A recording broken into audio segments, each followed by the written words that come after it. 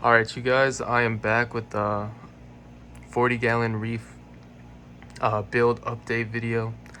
It's been a while. I think it's been like 2 weeks. Just want to show you some new corals I got, um, how the corals have been growing, and which fish I added and got rid of.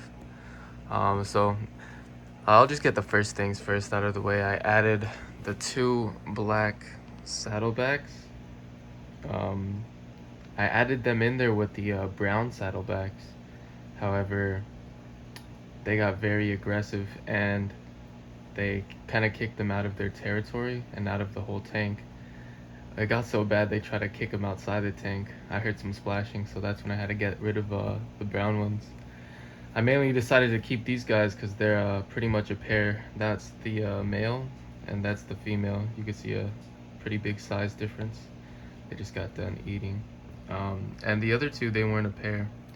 They wouldn't swim together. They wouldn't, I don't know, they like when I'd wake up, they wouldn't even be next to each other. So I wanted like a true pair of these clownfish in particular. But let's talk about something else that's been growing. If you look at this Manipur, it's finally encrusting on the rockwork right there. So the growth has been pretty good. I think for the flow, it likes higher flow. So what I added were, well, I subtracted the power head on the left because it was producing too much flow for the frog spawn coral. So I added I think it's a Voyager Nano, and that one produces I'm pretty sure like 170 gallons per hour. I want to say, I'm not quite sure, but it helped even out the flow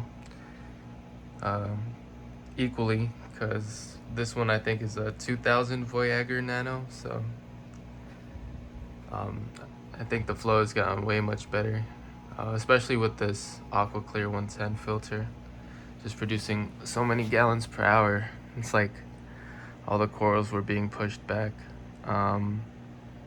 But yeah, another coral that's been growing is, I think these are Palizoas.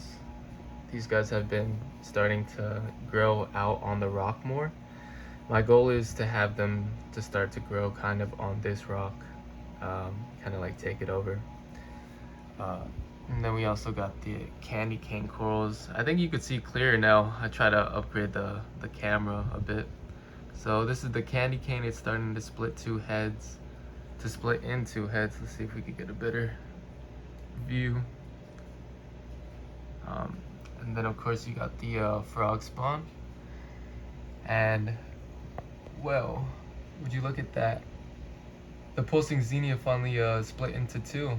It's starting to grow a lot more. I've only had it for like a month. I wanted some beginner coral, even if it grows fast. I just want to see if I could be able to grow and keep coral in the long term. And then I glued that mushroom that was right here. I put it right there. It seems to be doing much happier over here. Hopefully I wanted to kind of encrust on that rock structure. And I think those are, they're not acans, I forget what they are, but it's been doing well. It's starting to form new heads. We got the Duncan coral. We got the torch coral. It's been doing all right.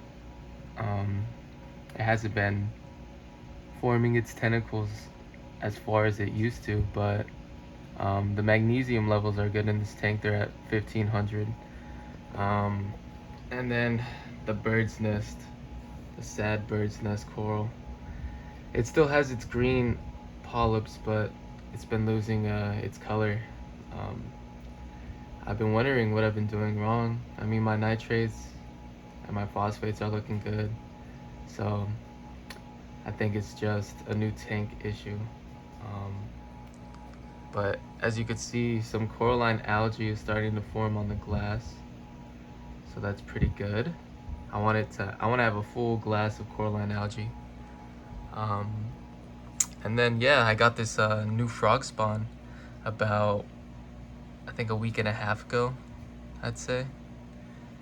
and it's been doing great, especially since once the blue light comes on, it kind of extends its polyps way more, and it kind of takes this part of the sand bed and some of that.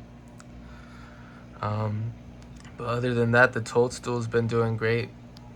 It's finally starting to open its polyps more, I want to say. So hopefully in a year or two I could place it right there, and I could just have it stay and grow, kind of like take over this half of the tank. But other than that, you see the pistol shrimp friend and the goby. They're loving it over there. They've just been digging through the sand bed, kicking up all these old frag plugs and whatnot. I kept them there because I think it was good for the calcium growth. Once the LPS coral dies, I guess in return it releases more calcium. But other than that, I'll just show you around the tank. But yeah, the Bengai cardinal's been doing great. The other guy's been rebuilding his fins, so everything's looking all good, all healthy.